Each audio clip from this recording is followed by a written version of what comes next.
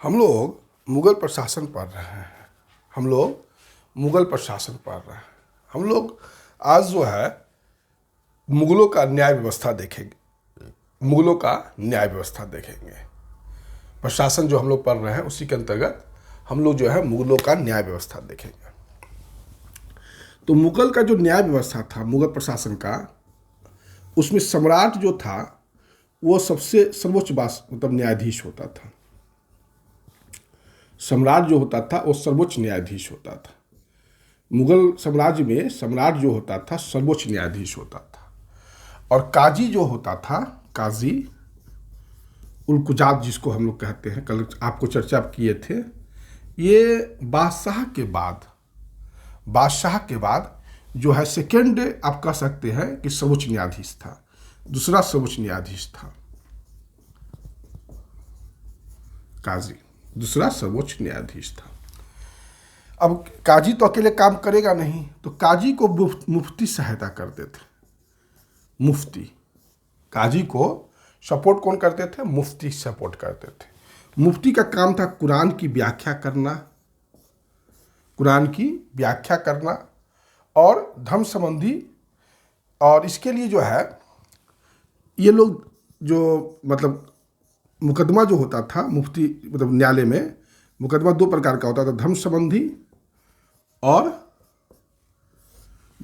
मुकदमा और संपत्ति संबंधी मुकदमा, या संपत्ति संबंधी जो मुकदमा होता था या मारपीट संबंधी मुकदमा होता था, ये सब जो है आपको इस न्यायालय में प्रस्तुत किया जाता था। अकबर ने हिंदुओं के साथ मतलब उसकी सजा, हिंदुओं को जो मतलब न्याय व्यवस्था के लिए हिंदुओं को नियुक्त किया था।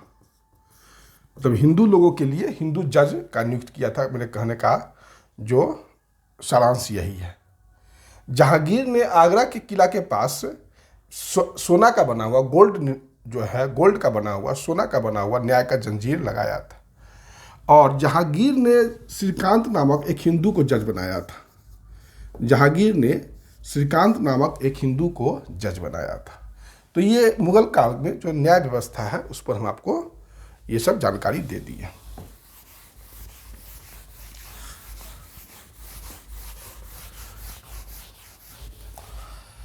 उसके बाद जो है मुद्रा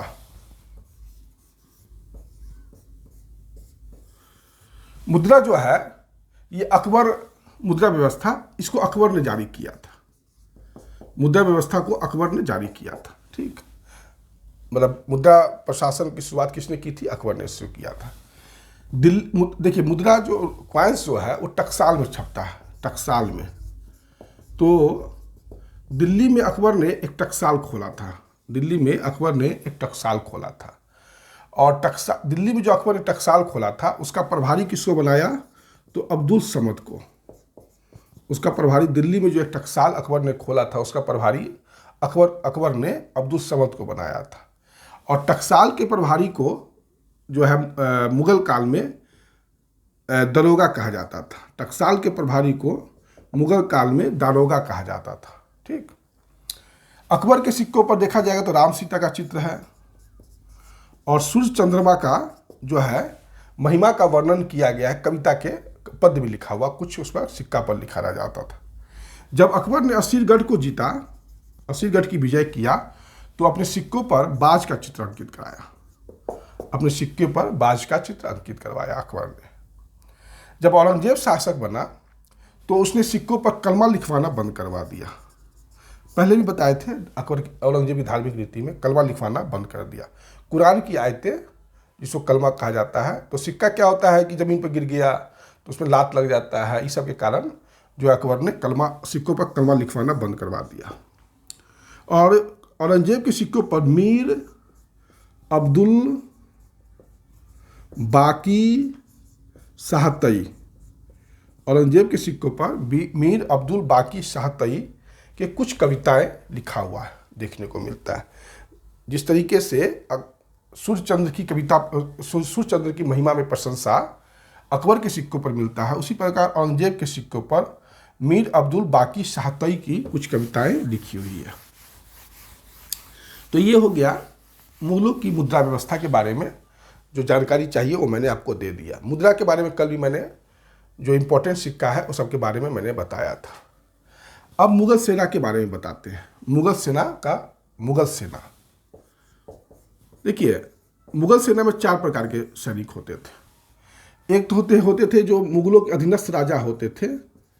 मुगल साम्राज्य में कुछ अधीनस्थ राजा होते थे, उनके सैनिक भी होते थे। वो भी आवश्यकता पड़ने पर साम्राज्य की सेवा करते थे। फिर मनसबदार के सैनिक होते थे। मुगल साम्राज्य में मनसबदार होते थे, उनके सैनिक होते थे। और एक सैनिक होता था अहदी और दूसरा सैनिक होता था दाखिली।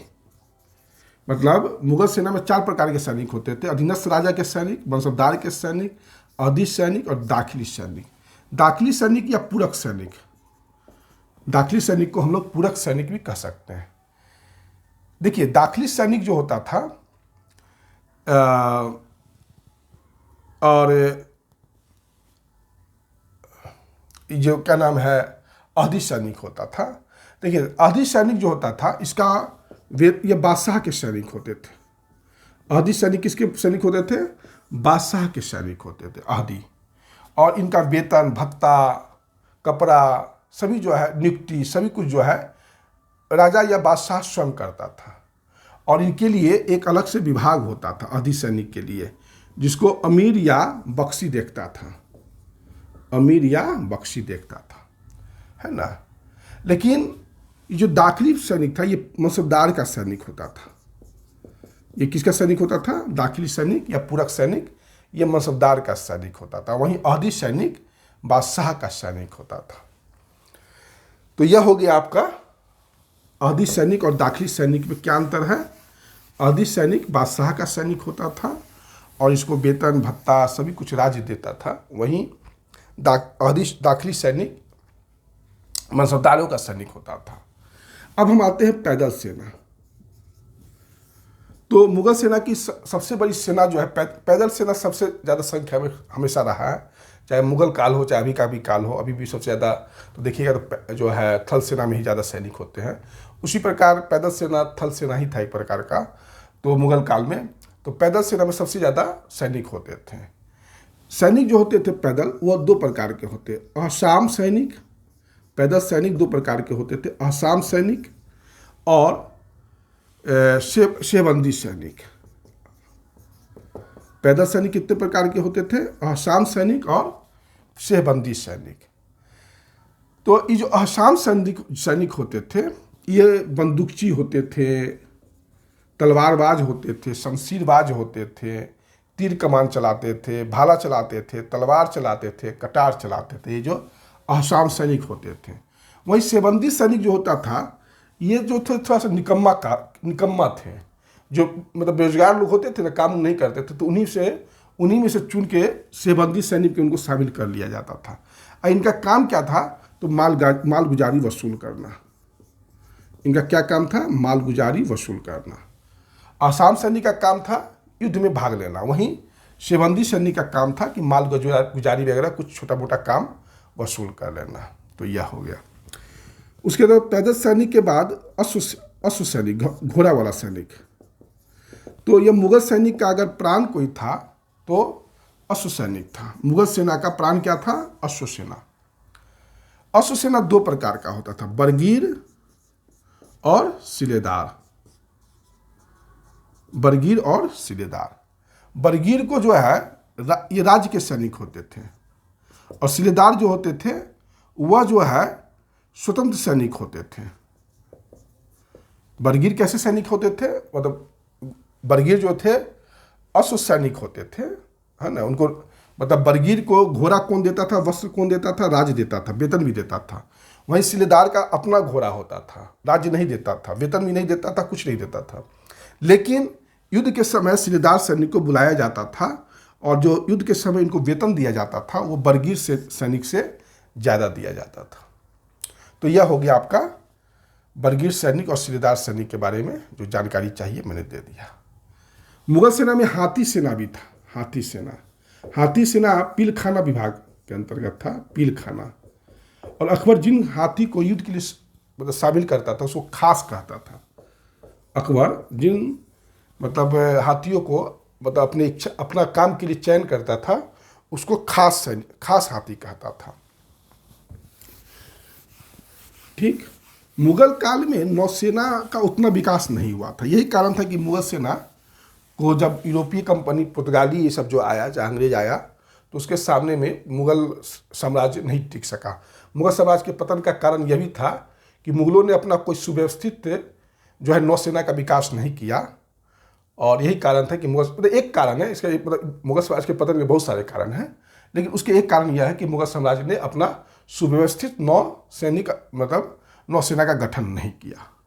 और अकबर ने जो है इसको, इस नौसेना विभाग को नवारा कहता था। नौसेना विभाग को क्या कहता था? नवारा। ठीक। और इसका जो नौसेना विभाग का हेड होता था उसको मीर ए बहर कहा जाता था। उसको क्या कहा जाता था? मीर ए बहर। सबसे इंपॉर्टेंट था तोपखाना विभाग। तोपखाना विभाग बाबर ही सबसे पहले भारत में तोप का प्रयोग किया था, बारूद का प्रयोग किया था। ये सब तो चर्चा हो ही चुका है ना। उत्तर भारत में बाबर जो है अपने साथ 2 तोप चलाने वाले को लाया था। समझे? कौन को लाया था? वो ईरान का रहने वाला था, उस्ताद अली और मुस्तफ़ा खां। उस्ताद अली और मुस्तफ़ा खां, ये 2 तोपची को बाबर ने अपने साथ ईरान से लेकर आया था, तोप चलाने वाले को। ठीक। और बाद में एक तोपखाना और था, उस्ताद कबीर हुसैन।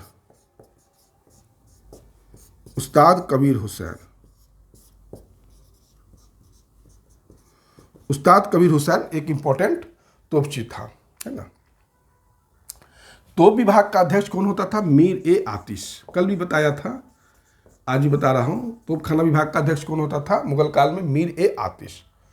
तोप जो था 2 प्रकार का होता था। तोप 2 प्रकार का होता है। एक कुछ होता था भारी तोप, तो भारी तोप को जिनसी तोप कहा जाता था। भारी तोप को क्या कहा जाता था? जिनसी। और हल्का तोप को क्या कहा जाता था? दस्ती। भारी तोप को क्या कहा जाता था? जिनसी। और हल्का तोप को क्या कहा जाता था? दस्ती। तो आज यही है मुगल साम्राज्य के सैनिकों के बारे में जो मैंने बताया। अब नेक्स्ट वीडियो में मुगल मनसबदार जागीरदार जो भी चर्चा होगा वो हम करेंगे। ठीक है, धन्यवाद।